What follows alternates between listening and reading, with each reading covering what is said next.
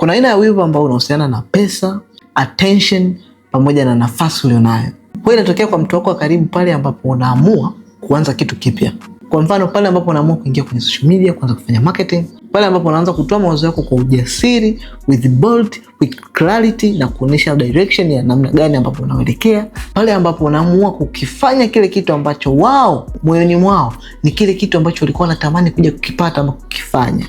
Punde utakapoanza kuchukua hatua kuelekea kwenye direction mpya ya maisha yako, aina hii ya wivu inaanza kuonekana. Kwa hiyo huu wivu ni wivu ambao watu wako karibu wanagenerate punde tu ambapo utaanza kwenda kwenye direction ile ambayo wao walikuwa wanatamani iwe ya kwao.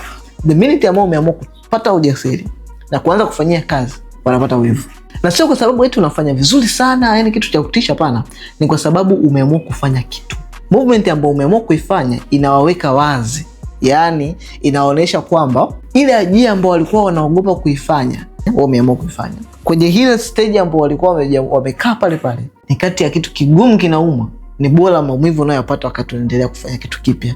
Badala ya wao kuja kwako na kukwambia I wish ningekuwa na ujasiri kama ulionao wewe kufanya hiki kitu, badala yake wanaamua kukaa kimya, wanaanza kujitenga pembeni. Sio kwa sababu wanakuchukia, ni kwa sababu movement zako zimewafanya wagundue ni kwa namna gani hofu yao waliokuwa nayo kuchukua hatua husika inageuka kuwa maumivu moyoni mwao, wakikuona wewe unafanya kile kitu ambacho walitamani wakifanya. Na huu ndo wivu ambao hamna mtu anazungumzia. Sio kwamba wanatamani maisha yako, hawataki wewe uendelee kuwakumbusha vile vitu ambavyo waliogopa kuvijaribu kuvifanya. So unajua nini unapaswa kufanya? Piga misumari pale pale.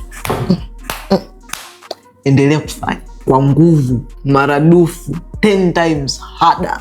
Hii inaweza ikawa kwenye issue ya ujasiriamali, kusajili kampuni yako, kufungua biashara na kusajili biashara yako rasmi. So kwa sababu mlikuwa mnauza nao, mnafanya nao biashara za kila siku, umeamua wewe kuwa rasmi na kuisajili kampuni yako.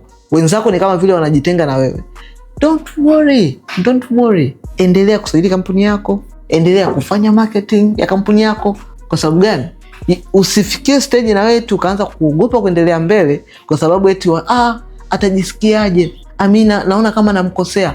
Humkosei mtu. Yani shida sio yako. Shida ni wao. Walitamani kuwa kwenye position yako, wao wameamua kufanya position, wao wameona wivu.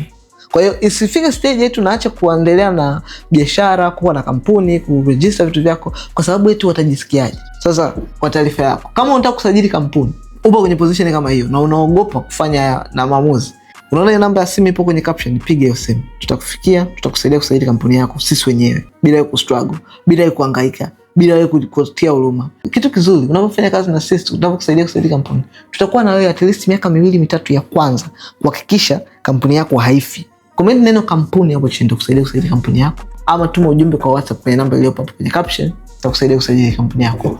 Popote ulipo duniani, uwe Afrika, East Africa, Tanzania, duniani popote, tutakusaidia kukamilisha usajili wa kampuni yako.